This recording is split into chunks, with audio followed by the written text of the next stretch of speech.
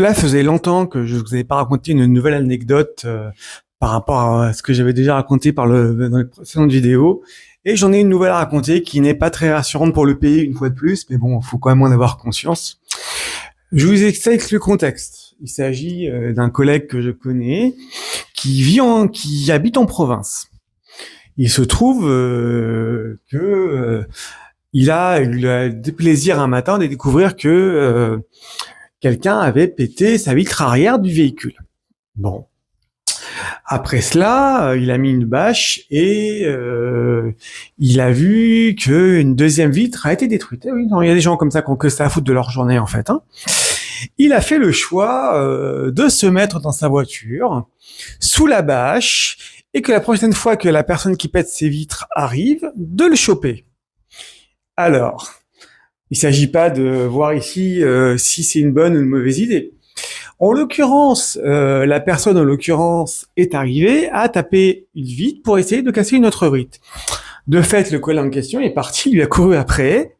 Le personnage qui cassait les vitres faisait 20 kilos de plus que lui et du coup, le collègue en question l'a tout simplement c'est un petit peu été un peu brutal avec cette personne, puisque bon, il a fini par faire un étranglement le temps que la police arrive.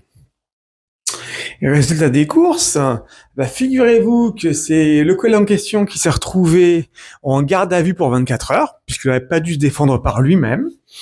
Il va avoir à payer une amende, bien évidemment tout va bien. L'autre, qui était un professeur d'histoire, donc un parasite qui fout rien de sa journée, a dit qu'il avait absolument rien fait, soi-disant qu'il pétait pas les vitres, mais il a été pris avec le marteau dans la main. Mais effectivement, c'est le collègue en question qui a peut-être se retrouvé avec une amende, avec effectivement un casier judiciaire, sous réserve que l'autre abruti ne porte pas plainte. Et en plus de ça être dans son casier, parce qu'il aura provoqué tant d'ITT de cette personne. Voilà un exemple typique du laxisme en France. Bien évidemment, on pouvait difficilement dire que c'est en tel légitime défense, puisque c'est quand même lui qui l'a poursuivi dans les faits.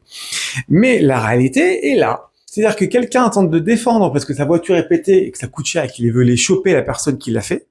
C'est un prof d'histoire, donc qui fait pas grand-chose de sa vie, gauchias parasite, bien évidemment, qui a pété les carreaux et qui était tout fier de le faire. Voilà où nous en sommes en France en 2025.